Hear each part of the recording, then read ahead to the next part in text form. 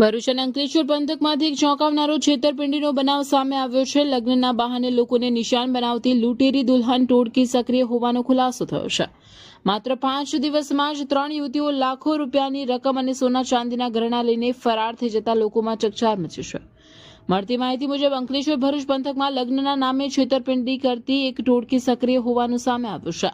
આ ટોળકીએ બનાસકાંઠા જિલ્લાના 3 વ્યક્તિઓને નિશાન બનાવ્યા હતા. યુવતીઓએ લગ્ન કરવાની વાત કરીને 3 વ્યક્તિઓ સાથે લગ્ન કર્યા, પરંતુ લગ્ન થયા પછી માત્ર 5 દિવસમાં જ 3 યુવતીઓ લાખો રૂપિયાની રોકડ રકમ તેમજ સોના ચાંદીના કિંમતી ગહણા લઈને અચાનક ગાયબ થઈ ગઈ હતી. યુવતીઓના અચાનક ફરાર થઈ જતા પીડિત પરિવારોને છેતરપિંડીનું ભાન થયું હતું.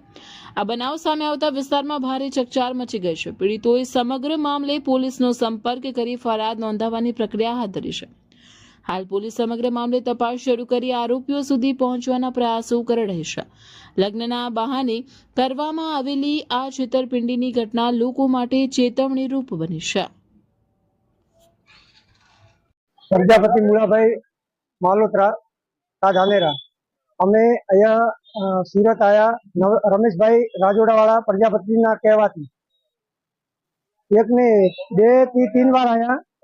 तीसरी बार हमारे लग्न નું પાકું થયું અને સુરતમાં જઈ નકલી સોગંદનામા કરાવી છોકરીને મૂકી અમારી સાથે 3 દિવસ પછી છોકરી અમદાવાદથી ભાગી ગઈ હતી. કેટલા પૈસા ભર્યા? 2,30,000. 2,30,000 વાત હા, ત્યાં તમારે પાર્ટી ઘરે જાવ તો શું આવે? બંધ આવે કે કોલની ઉપર નહીં, વાત થઈ હતી અમારે 2,50,000 ની. બરાબર. અમે 2,30,000 ભર્યા, 20,000 રૂપિયા બાકી છે. ત્યારે આરોપી કોણ કોણ છે? અત્યારે આરોપી મેન રમેશભાઈ રાજોડાવાળા પ્રજાપતિ અત્યારે નવસારી રહે છે. એમને ફોન કર્યો તો કે છોકરી આવવા તૈયાર છે. બીજો આરોપી કોણ? બીજો આરોપી ગોવિંદભાઈ દેસાઈ, ક્યાં ગામનો છે? એ સિયોરી. ટોટલ કેટલા તમે કેટલા પાર્ટી હંગાત આવું થયું છે?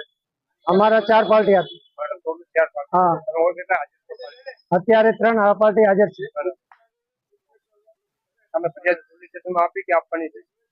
અમે ફરિયાદ નહીં આપી. અમારા પહેલા જે બનાવ બન્યો એને ફરિયાદ આપી છે, પણ અમે એના ભેગા જ છીએ. મારું નામ ગોકુળભાઈ પ્રજાપતિ છે. ગોકુળભાઈ જેઠાભાઈ પ્રજાપતિ. ક્યાં ગામના? અમે બનાસકાંઠા જિલ્લાના છીએ, ડીસા ગામના.